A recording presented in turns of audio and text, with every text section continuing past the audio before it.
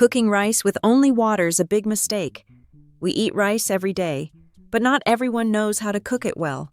Many people end up with rice that is undercooked, sometimes too mushy, and they think it's because the rice itself isn't good. But in fact, the reason isn't the rice at all. It depends entirely on how you cook it. Hello everyone, I'm Tracy.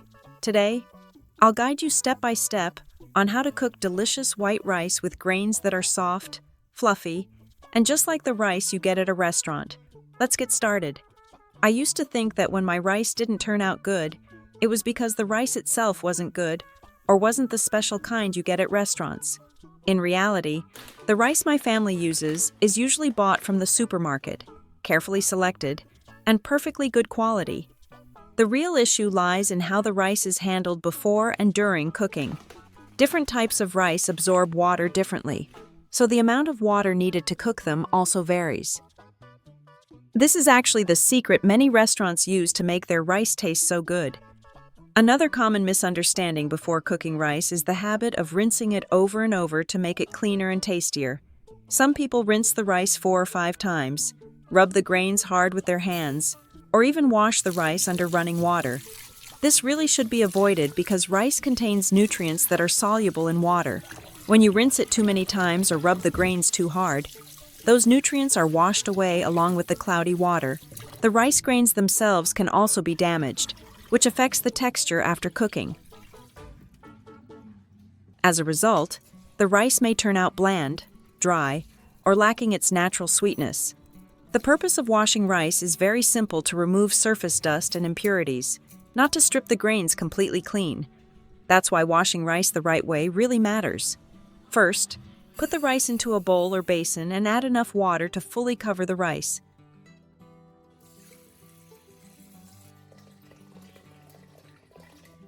Use your hand to gently stir the rice in a circular motion. There is no need to rub or squeeze the rice. This gentle movement is enough to loosen surface dust and small impurities.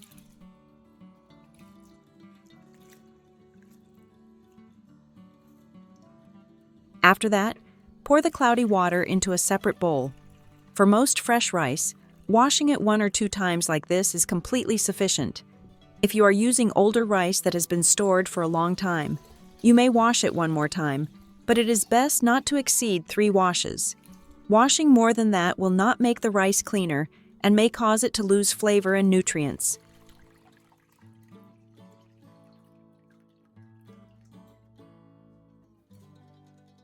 After rinsing the rice, set it aside for a moment to let the excess water drain off. This short resting time allows the extra moisture on the surface to run off, helping the rice cook more evenly later. As for the leftover rice water, don't rush to pour it down the drain, because it can be reused in many practical ways around the home.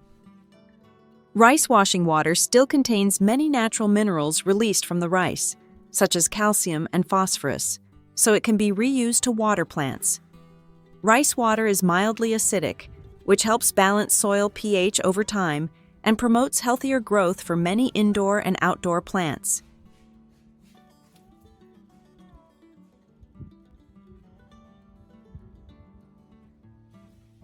In addition, it can be used to wash fruits and vegetables. Its mild acidity helps loosen and reduce pesticide residues on the surface. After soaking or rinsing with rice water, simply rinse once more with clean water, and your fruits and vegetables will be safer and fresher to eat.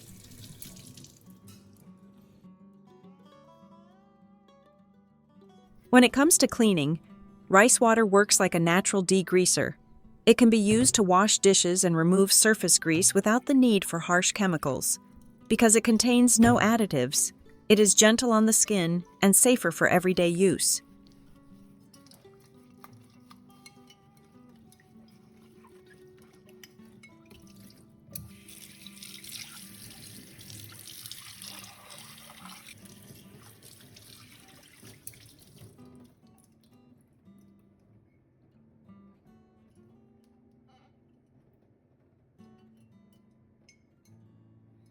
With a small amount of salt added, rice water can also be used to rinse meat or seafood. helping remove strong fishy odors and making ingredients smell fresher before cooking.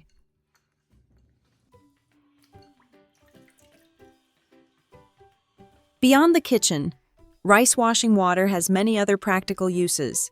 When used regularly, it can help loosen light rust on metal surfaces. It's also commonly used to soak light-colored items, helping clothes look brighter and fresher over time without damaging the fabric. Instead of pouring rice washing water down the drain, I usually make a habit of reusing it to make everyday household chores more natural and effective. Go back to the rice that has been draining. When you check and see that it has drained well and is no longer too wet, it's ready to be cooked. Put the rice into a rice cooker, but don't add water just yet.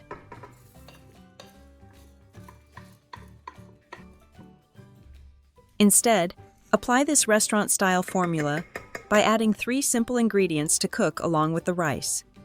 First, add a small pinch of salt and stir it gently to distribute evenly.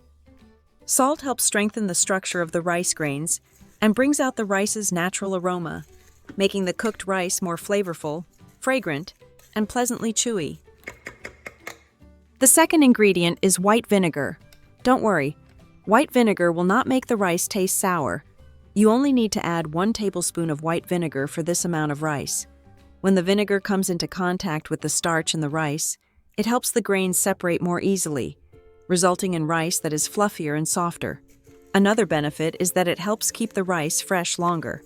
In hot weather, vinegar helps prevent the rice from spoiling too quickly after cooking. The third ingredient is cooked lard. This is a classic trick used in many restaurants.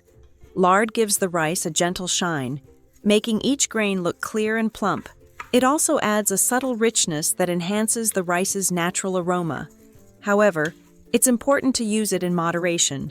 Too much fat will make the rice feel heavy and greasy.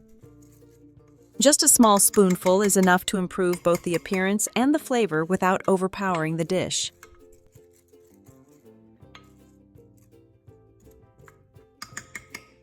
After adding those 3 ingredients, the next step is to pour in the right amount of water.